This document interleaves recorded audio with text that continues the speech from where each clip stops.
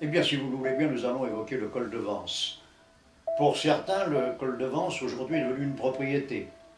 Ce sont des propriétaires, mais ce sont que les locataires. Car le col de Vence est connu depuis très longtemps. En effet, les premières prospections que nous avons faites sur ce site datent de 1962-1963. C'est notre ami le poète et peintre André Verdet qui nous avait signalé ce site mystérieux après que nous eussions fait une conférence dans la région de Vence. Aujourd'hui, on raconte, je dirais, beaucoup d'histoires sur le col de Vence. Mais je crois qu'il faut vivre le col de Vence, c'est-à-dire qu'il faut le parcourir de jour comme de nuit et se rendre sensible au milieu. Personnellement, je ne dirais pas qu'il y a une base d'ovnis sur le col de Vence, ce qui serait totalement irréel. Je ne dirais pas qu'il y a des passages permanents d'ovnis au-dessus de ce site, ce qui est faux. Mais il y a une chose qui est certaine, c'est que le col de Vence est habité, et que je mets le terme entre parenthèses. Lorsque je dis habité, je pense qu'il y a une présence parallèle qui joue en permanence sur ce lieu véritablement magique. C'est un lieu qui a intéressé de nombreux journalistes. Et là, je pense à tous ceux qui sont montés avec moi sur ce site. Je pense à Jacques Moreau, aujourd'hui disparu, qui avait une émission à l'ORTF qui s'appelait Un autre soleil. Je pense à mon ami Alain Lefebvre, lui aussi disparu, qui a été un des premiers en France, en tant que journaliste, à travailler sur le phénomène OVNI pour une revue qui était fort connue dans les années 1967-68 et qui s'appelait Radar.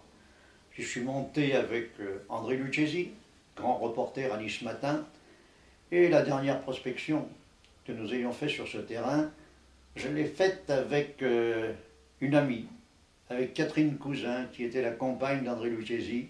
Je l'ai faite l'année dernière. Catherine Cousin s'est tuée en voiture il y a un mois, et nous étions montés pour le Parisien.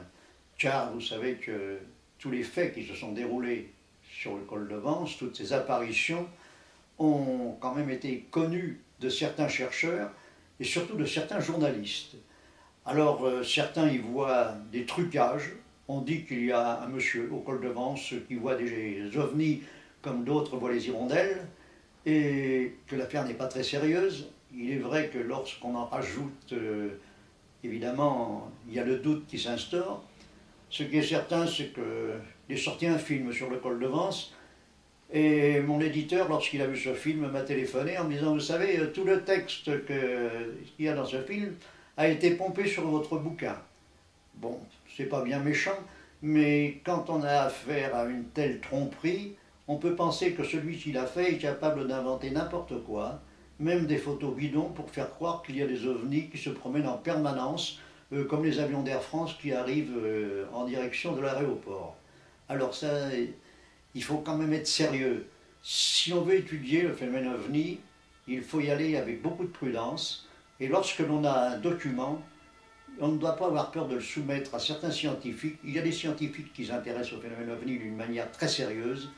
Et aujourd'hui, avec des scanners, je dirais très perfectionnés, on peut déboulonner, on peut démonter un trucage très facilement.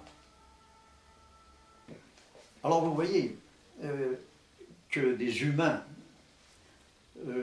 qui se promènent sur le col de Vence aient certaines illusions ou qu'ils veulent absolument voir quelque chose, ça peut s'expliquer. Mais une des premières fois que nous sommes montés sur ce site, j'étais avec mon ami André Milou et nous avions un berger allemand avec nous. C'était au mois d'août, en plein après-midi, et il faisait un temps magnifique. Ce berger allemand s'est arrêté, et les poils qui se sont dressés, et au lieu d'avoir la tête pointée vers le sol, parce que vous savez que c'est quand même un terrain sous lequel coule une très grande masse d'eau, l'animal aurait pu entendre des ultrasons et aurait pu être attiré par ces ultrasons. Or, l'animal a regardé en l'air, comme s'il voyait quelque chose.